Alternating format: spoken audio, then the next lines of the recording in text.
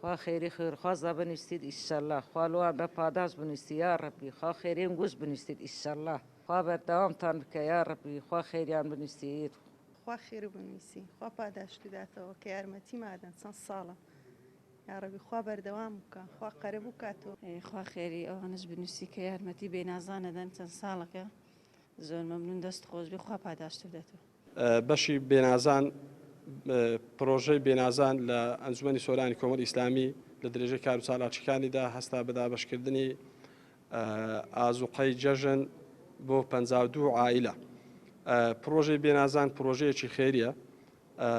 ئەنجومەنی سۆرانی کۆمەڵی ئیسلامی کوردستان لە ساڵی 2010ەوە دەستی پێکردەوە پێی هەڵساوە لە بۆنەکان لە جەژنەکان لە کاتی قوتابخانەکان هەر جارەی بە پارە بە هاوکاری بە جلوبەرێک بە خواردەمەنی هاوکاری ئەو دایک و داکێتیمانەمان کردووە.